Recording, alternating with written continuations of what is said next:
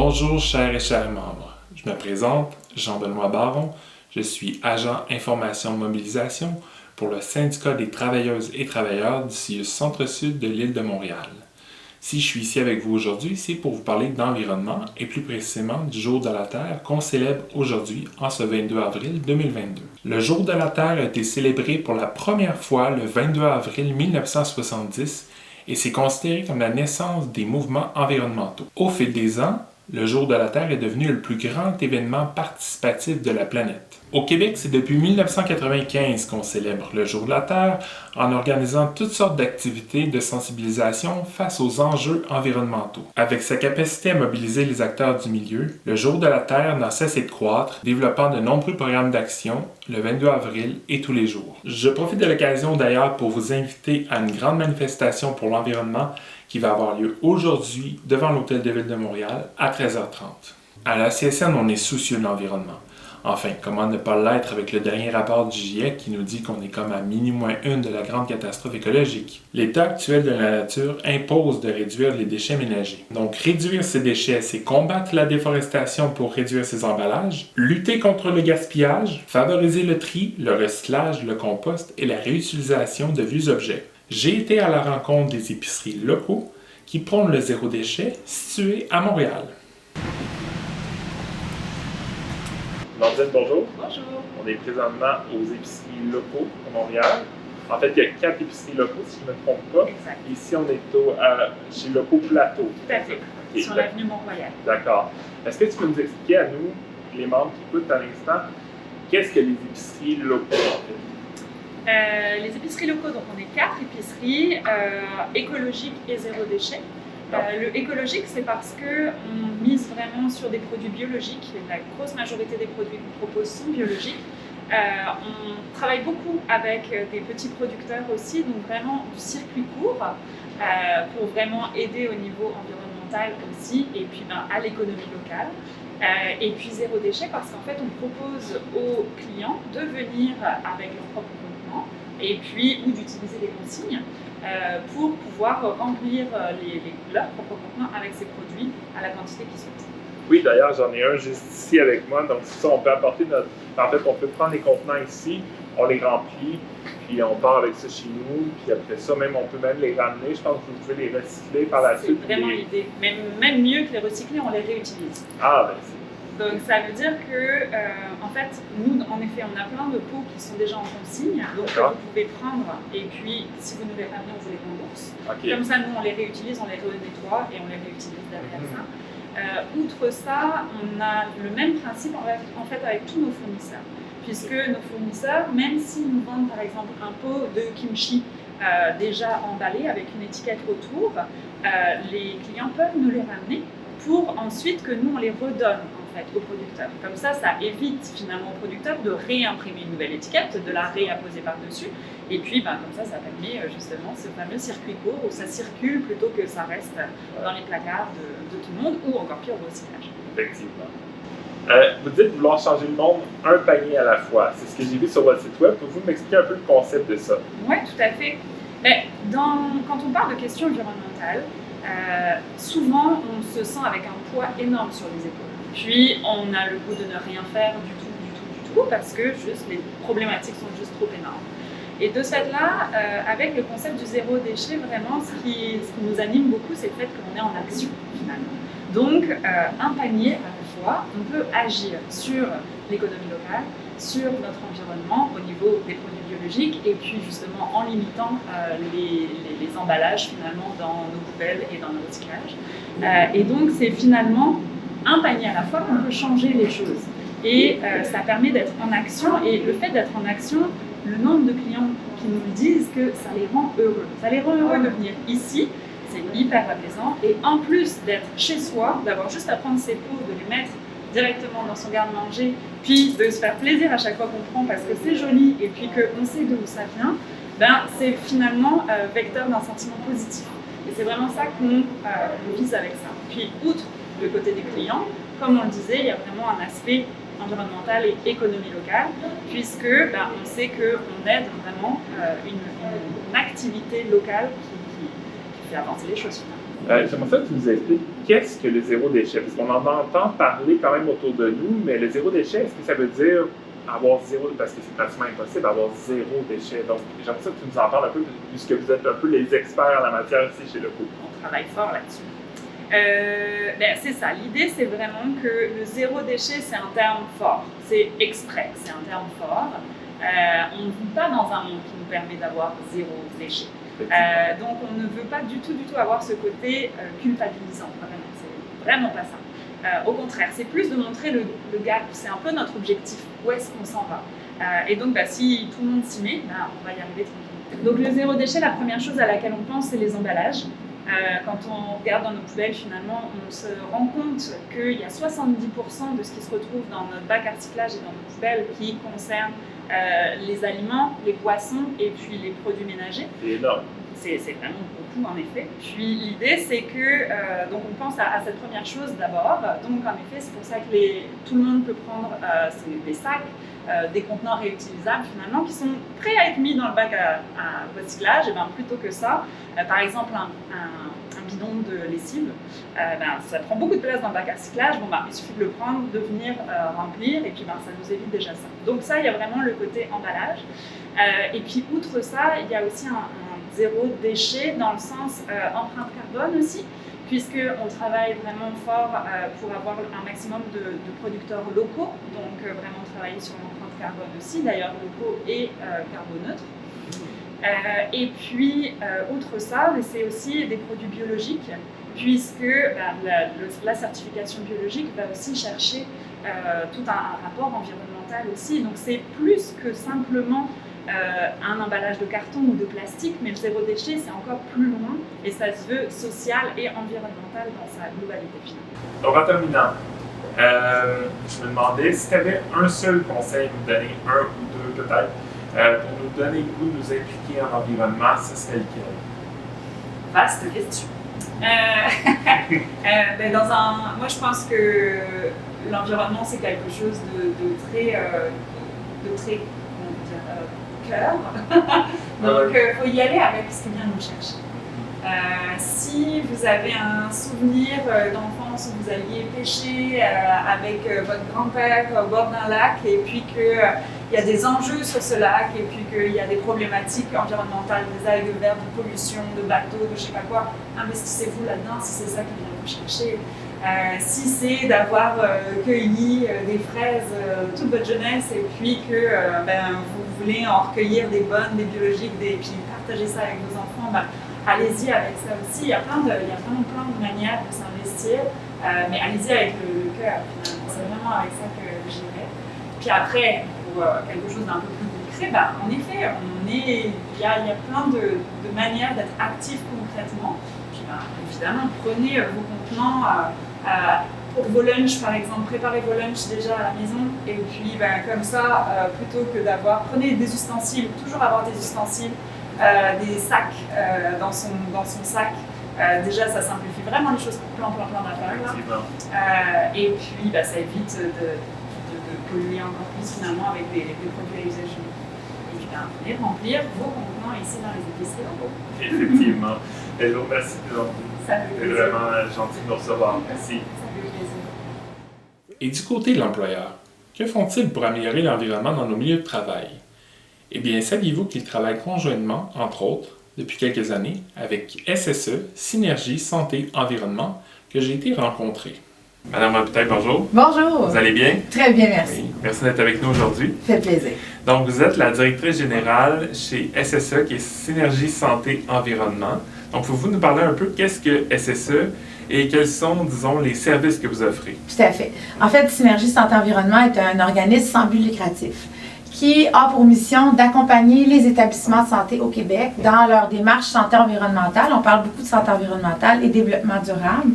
Et les aider, en fait, à réduire leur empreinte environnementale, ce qui est de plus en plus important pour les employés, les directions, la direction générale de plusieurs établissements au Québec.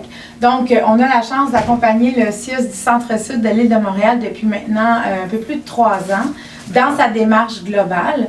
Et c'est ça, en fait, on offre une panoplie de services qui est vraiment basée sur les besoins de l'établissement.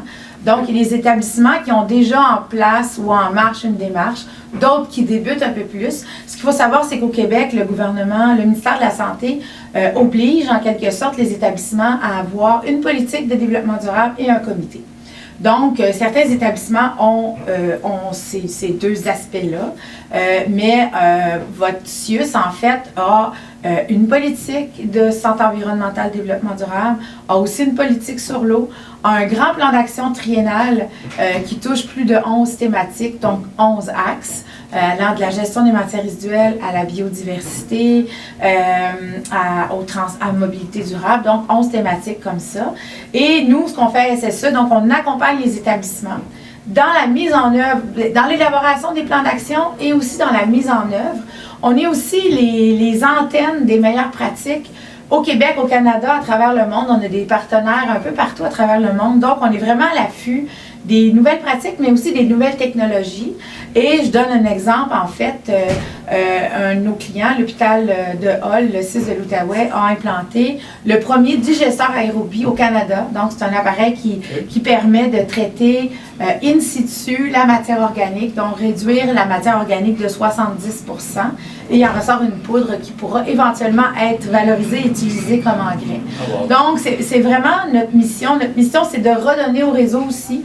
Donc, on organise des webinaires, des formations. D'ailleurs, on a un beau colloque, j'en profite pour vous inviter, le 16 juin prochain au CHUM. C'est un colloque qui va être gratuit, qui est accessible à tous, qui va vraiment faire la lumière sur ce qui se fait bien dans le réseau. Nous, notre mission aussi, c'est de faire rayonner le réseau à travers le réseau, mais aussi à travers les médias. Donc, il y a eu plusieurs articles dans la presse récemment, justement sur le digesteur aérobie à Hull, mais aussi sur un plateau de travail à l'hôpital Pierre-Boucher aussi.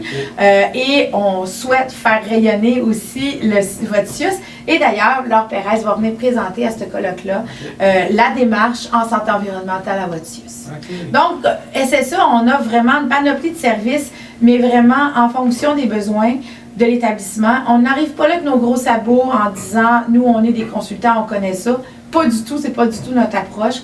On est vraiment attentif à la nature, aux couleurs de l'établissement. On travaille beaucoup en approche participative et on arrive avec notre regard systémique et critique. Donc, on est là vraiment pour vous amener plus loin. D'accord, ça répond bien à la question. Puis vous, en plus, vous êtes vraiment, vous connaissez le milieu de la santé parce que je pense que vous êtes inalo au départ, qui est dans une autre catégorie qui n'est pas dans notre catégorie à nous, mais c'est ça, vous êtes déjà sur le terrain depuis plusieurs années. Absolument. Je suis inhalothérapeute. J'ai passé ma vie à l'hôpital Saint-Luc. Ça fait 32 ans cette année que je suis dans le métier. Je suis revenue sur le terrain pendant la pandémie. J'ai travaillé à l'hôpital Notre-Dame comme inhalothérapeute en zone chaude pendant 3 mois. Donc, j'ai côtoyé des gens de votre syndicat, donc plusieurs préposés aux bénéficiaires. Donc, c'est ça. Je connais très, très bien le réseau, puis j'ai le réseau à cœur. J'ai les travailleurs du réseau de la santé aussi à cœur. Donc, j'ai envie vraiment d'accompagner les établissements de santé pour répondre à des besoins. Parce que quand j'étais inhalothérapeute à Saint-Luc, j'avais plusieurs frustrations parce que je trouvais qu'on ne récupérait pas assez, on gaspillait trop. Puis aujourd'hui, cette frustration-là ou ces préoccupations-là, je les vis avec les employés et je mets tout en œuvre. Je fais tout en mon pouvoir pour aider à réduire ces frustrations-là ou en tout cas les préoccupations du moins. D'accord. Vous avez parlé tantôt des mandats que vous avez eus avec le CIUS Centre-Sud de l'île de Montréal, qui est notre CIUS à nous. Quels sont ces mandats, si vous voulez nous en parler plus en particulier? J'accompagne votre CIUS, en fait, dans sa grande démarche globale en santé environnementale, développement durable. Et vraiment, votre CIUS a à cœur cette démarche-là, si bien que la démarche est inscrite dans les priorités organisationnelles. Donc, il y a un comité, le comité Environnement Amélioration Continue, qui est mené de main de maître par Laure Pérez, qui vraiment coordonne tous les travaux de cette démarche-là, s'assure d'une cohésion aussi. Donc, il y a plusieurs comités verts un peu partout dans le CIUS. C'est quand même, vous êtes le plus gros établissement au Québec, donc il y a plusieurs comités. Et le but, c'est vraiment de rassembler tout ce monde-là pour qu'on puisse travailler tous dans le même sens. Donc, dans le plan d'action triennal, par exemple, on travaille beaucoup sur la gestion des matières résiduelles parce que c'est vraiment une préoccupation des gens sur le terrain. On sait aussi que ça a un gros impact environnemental. Et il y a beaucoup à faire pour aussi économiser des coûts parce qu'il y a l'impact sur l'environnement, l'impact sur la santé, on n'en parle pas jamais assez, et aussi des impacts financiers. Donc, avec une saine gestion des matières résiduelles, il y a des redevances qui peuvent être dégagées de ça, déposées dans un fonds vert qui vont permettre de réaliser d'autres projets en santé environnementale et développement durable. Il y a aussi beaucoup de travail qui est fait, je suis moins impliquée, mais c'est important de le nommer, sur la mobilité durable, donc le transport actif et collectif. Beaucoup de travail fait aussi sur tout ce qui est biodiversité, lutte aux îlots de chaleur. Vous avez au CIUS du Centre-Sud un plan quinquennal de verdissement. Donc, la première année, là c'est sûr avec la COVID, il y a eu une pause, mais la première année de participation, vous avez planté 1200 arbres, notamment dans des centres jeunesse. Donc, ça a été vraiment un bel événement qui a mobilisé beaucoup de gens. Il y a un gros travail qui est fait aussi sur la communication, sensibilisation, mobilisation. Il y a un site Internet, une page Internet qui a été lancée, donc qui est vraiment alimentée de plein de nouvelles. Fait qu'il y a vraiment une volonté au CIUS du Centre-Sud d'informer, d'éduquer, de mobiliser les gens. Donc, c'est notre rôle aussi d'aller voir, chercher ces informations-là, parce que souvent, quand on réalise qu'il n'y a pas de bac de recyclage, on a l'impression que notre établissement ne fait rien, ce qui est faux. Puis ça, c'est un autre débat, hein, une autre problématique, parce que en gestion des matières résiduelles, les arrondissements n'offrent pas tous les mêmes services. Donc, des fois, on a accès à la collecte sélective, des fois, non. Donc, mais il y a vraiment beaucoup d'actions qui se font au CIUS du Centre-Sud. Puis, je suis vraiment privilégiée de pouvoir vous accompagner parce que ça bouge beaucoup malgré l'envergure de l'établissement. D'accord. Vous avez parlé tantôt justement de travailler conjointement, travailler ensemble, se mobiliser. Moi, justement, je travaille pour le comité InfoMob. C'est un peu notre mandat de mobiliser les gens. Au-delà de mobiliser nos membres, croyez-vous que ce serait une bonne idée qu'on se mobilise, nous, au syndicat, en fait, c'est mon opinion très personnelle, mais moi, je crois que ce serait bien qu'on se mobilise tous ensemble puis qu'on s'assoie avec l'employeur, justement, pour parler d'enjeux environnementaux, parce que c'est super important. Puis, quitte à même s'asseoir avec les autres syndicats ou les autres catégories d'emploi pour vraiment faire un espèce de front commun sur l'environnement. Mon opinion personnelle, je parle pas au nom du CIUS du Centre-Sud, absolument. Je pense que notre mission, autant aux syndicats qu'aux établissements de santé, c'est de prendre soin de la santé de la population, des employés, de toute la population, la communauté, on va dire ça comme ça.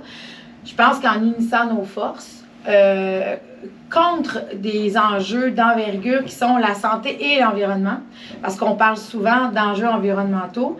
Moi, je reviens toujours à la charge avec la santé, puis c'est pour ça qu'on parle de santé environnementale. La santé est indissociable de la qualité de l'environnement. Donc, on ne peut pas dire qu'on travaille juste sur l'environnement ou juste sur la santé, on travaille sur les deux. Donc, je pense qu'il faut absolument unir nos forces. Puis, comme je disais tantôt, on accompagne plusieurs autres établissements de santé, de services sociaux au Québec, et on a de très beaux exemples où les syndicats font partie intégrante du comité du Grand Comité Santé environnementale développement durable. On a aussi des exemples de syndicats qui travaillent ensemble aussi, parce que vous représentez des membres différents, certes, mais vous avez tous le même but, la même mission. Hein, c'est vraiment de répondre aux besoins de ces membres-là. Puis, ben, ce qu'on voit dans le réseau, c'est tous les employés ou tout le personnel ont à peu près les mêmes préoccupations. Et il faut, comme la mission d'un établissement, c'est de prendre soin de la santé de la population, bien, il faut travailler tout le monde ensemble. Donc, absolument, unissons nos forces. En terminant, s'il y avait une seule action ou un truc qu'on pourrait faire pour améliorer l'environnement, même si c'est un petit geste, ça serait quoi selon toi? C'est sûr que dans notre approche, on a beaucoup plus une approche systémique. Donc, on est moins dans les petits gestes. Mais c'est certain que chacun peut faire sa part. Chacun peut décider de délaisser l'auto-solo, aller vers le transport actif parce qu'on va avoir une meilleure santé aussi personnelle, une meilleure santé collective et réduire les soins de santé et diminuer notre pollution. Et au niveau de la consommation aussi. Je vous dirais aussi peut-être d'avoir un regard critique. Par exemple, je pense à la récupération des masques. Tout le monde veut récupérer les masques. Tout le monde a l'impression qu'ils font un bon geste en récupérant son masque. Mais quand on gratte un petit peu, on se rend compte que si on s'intéresse à la traçabilité des masques, par exemple, on va se rendre compte que ces masques-là, oui, dans certains cas, ils vont être récupérés, mais à grand frais, alors qu'il y a plein d'autres matières qu'on ne récupère pas en ce moment, qu'il y a une filière existante au Québec, pour lesquelles on ne fait pas vraiment d'efforts pour on envoie à l'enfouissement, quand on focus sur les masques parce que ça marque l'imaginaire. Fait que je dirais, ce regard critique-là, je trouve que c'est important. Faut être cohérent dans ce qu'on fait aussi. Puis s'engager à plein niveau. Je pense aux membres de la CSN, les gens en hygiène et salubrité qui sont très sollicités par la volonté d'avoir une saine gestion des matières résiduelles. Puis ça vient avec son lot d'enjeux parce qu'on manque de ressources humaines, on manque d'espace, on manque de ressources financières souvent, mais ça, si on a une vision systémique, ça va finir par être payant. Je pense aussi aux employés des services alimentaires. De plus en plus, on implante la récupération des matières organiques. Ça demande un changement de pratique. Il y a une très belle ouverture chez les gens des services alimentaires. Moi, je leur lève mon chapeau vraiment, et hygiène salubrité aussi, là. Je sais que vous avez d'autres membres, mais je travaille beaucoup plus en approche participative avec ces deux catégories-là depuis 2-3 ans. Puis je sens vraiment une volonté, une compréhension, et aussi, je pense que c'est important de comprendre pourquoi on fait les choses. Et là, on sait, parce qu'il y a beaucoup de gens qui vont dire « Ah, ça sert à rien de recycler. Anyway, c'est jeté. » Malheureusement, dans des cas, c'est vrai. C'est parce qu'on récupère mal, hein, parce qu'il faut faire attention, on récupère, on ne recycle pas. C'est recyclé quand on récupère bien. Donc, il faut, je pense, avoir cette compréhension-là, ce regard critique-là, puis ensuite s'engager, mais dans une vision plus globale. Oui, on a les petits gestes personnels, c'est important, mais il faut vraiment faire des actions collectives, c'est ça qui fait une différence. C'était super intéressant. Votre rôle est hyper important, je pense, en santé, puis en ce moment, puis dans les années à venir. Je vous remercie beaucoup d'avoir été avec nous. Merci de m'avoir invité, ça me fait plaisir. Merci. Comment conclure cette vidéo? Évidemment, quand on parle d'environnement, les sujets sont pratiquement infinis. On pourra en parler pendant encore longtemps. Mais on avait le goût, mon équipe et moi, de terminer ça sur une note d'espoir, tout en musique, avec l'artiste Dom Lebeau. Pour ceux qui ne le connaîtraient pas, Dom Lebeau, c'est l'ancien batteur du mythique groupe Les Cowboys Fringants.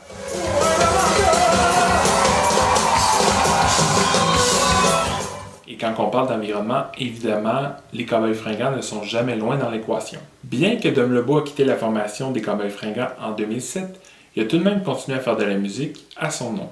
Après avoir sorti son premier album Grand Naïf en 2009,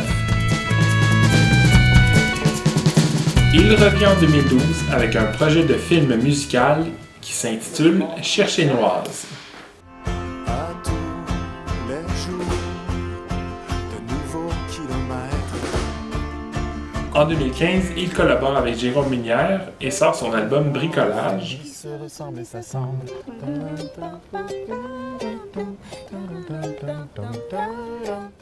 Puis tout récemment, en 2019, il sort un livre-disque Ensemble.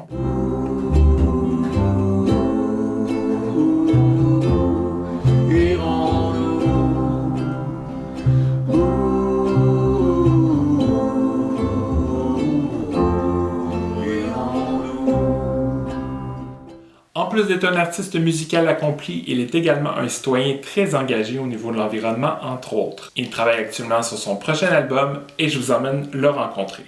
Tu es en train de préparer ton prochain album, si je ne me trompe pas. Puis, sur cet album-là, tu as une chanson, entre autres, qui s'appelle La dernière chanson. C'est une chanson que tu as enregistrée pour une première fois en studio. Puis là, je crois que tu l'as réenregistrée avec d'autres communautés techniques. Parle-nous-en un peu. Non, c'est pas ça. Hein? Non, mais c'est parce que c'est très étrange, là. C'était pas ça l'idée au départ. Moi, j'ai une chanson qui a un message universel de paix, d'engagement. Puis il faut qu'on change comme être humain si on veut ne pas chanter la dernière chanson dans 100 ans, dans 200 ans. Okay? Moi, j'aimerais ça que mes enfants aient le goût d'avoir des enfants. Ce qui n'est pas nécessairement le cas présentement, pour un paquet de raisons. Fait que la dernière chanson très simple. Alors, avant, pendant, après, avant. Puis les paroles se répètent pas mal. Puis donc, comme je le disais, le message se veut universel. Avant la dernière chanson, je cherche ton attention. J'ai un message à livrer, il pourrait t'intéresser. Me donneras-tu le temps? M'accorderas-tu un moment pour écouter cette histoire à raconter? Avant la dernière chanson, avant la dernière chanson. J'ai eu la merveilleuse mauvaise idée de me dire, je vais demander à du monde qui parle et chante dans d'autres langues de peut-être l'adapter. On va l'enregistrer, on en sortira 8, 10 ou 12. C'était à peu près ça mon idée. OK. Donc j'ai lancé un appel à participation en novembre-décembre. J'ai visé Diversité artistique Montréal, Culture Montréal, artère.ca, où il y a beaucoup de monde qui passe par là, par ces infolettes-là aussi. OK. Et j'ai eu des réponses. Il y a des artistes qui finalement, oups, ils n'ont pas livré, il y en a d'autres qui sont ajoutés. Puis là, ce qu'on sort aujourd'hui, 22 avril 2022, c'est 10 versions de la tune.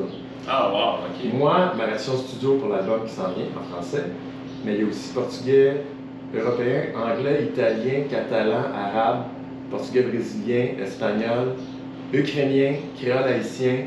Wow. J'ai oublié peut-être quelqu'un, je suis désolé. Puis la plupart, à part 2 autres versions que c'est sur ma musique, c'est tout bien différent. OK. Jazz, funk, plus flamenco, ça va dans plein de styles. Donc, on lance ça comme en bloc. C'est une compilation, c'est-tu comme un album? Mais non, c'est 10 fois en même temps, mais c'est des versions complètement différentes. Puis oui, c'est le fun parce que le message va être porté par une dizaine d'artistes dans une dizaine de langues. C'est une drôle de débit. Je me suis cassé la tête avec ça, je me casse encore la tête avec ça, avec les histoires de droit. Faites pas ça à la maison, OK? Mais en même temps, faites-le parce que je suis vraiment content de ce que ça donne. Ça s'appelle La dernière chanson. OK. Ben, c'est bien parce qu'en plus, on a un paquet de membres chez nous qui sont issus de diverses communautés ethniques. Fait que je suis persuadé que ça va les intéresser. Vous irez voir ça. Ça va être disponible où, d'ailleurs? Partout dans les interwebs. D'accord. Moi, j'ai fait un bandcamp OK. où j'ai mis les paroles des chansons, puis les crédits comme il faut. Puis ensuite, ben, j'ai déposé ça auprès de mon distributeur pour que ça se ramasse à Apple, Amazon, Spotify. OK. D'accord. Si je t'ai invité ici aujourd'hui, c'est également pour t'entendre en musique parce que je pense que tu joues de la musique dans tes envies. T'es pas juste impliqué dans Normalement, là, mon activité principale, mais qui prend pas la majorité de mon temps, c'est quand même d'être chanteur, d'écrire mes propres chansons. Ouais. Mais c'est sûr qu'à part être sur scène puis des fois enregistrer des tunes, c'est beaucoup de gestion et d'administration. Je passe plus de temps, malheureusement, à administrer puis gérer ça qu'à vraiment faire de l'art. Mais oui, je suis posé faire des chansons à la base. C'est quand même ça qui est fédérateur de tout le reste. Je comprends. Dom, Jean-Benoît, je te remercie beaucoup d'avoir été avec nous. C'est un plaisir. Oui.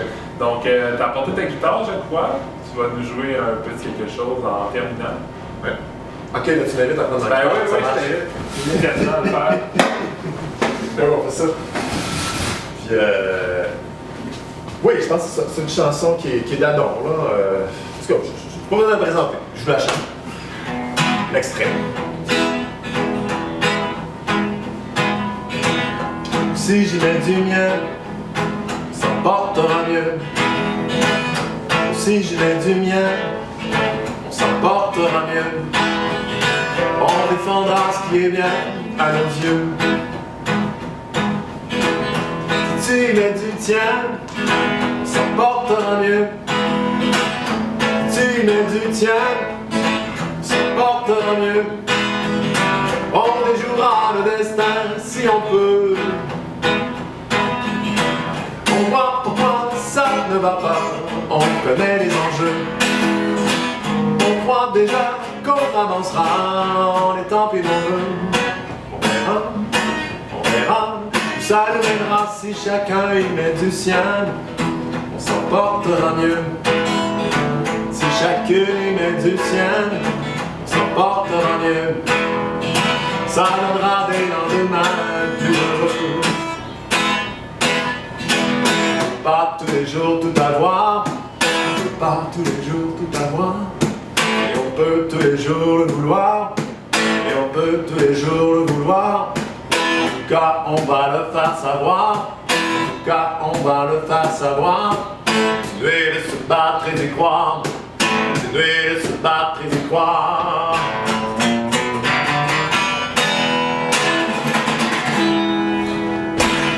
Plus pour vous autres.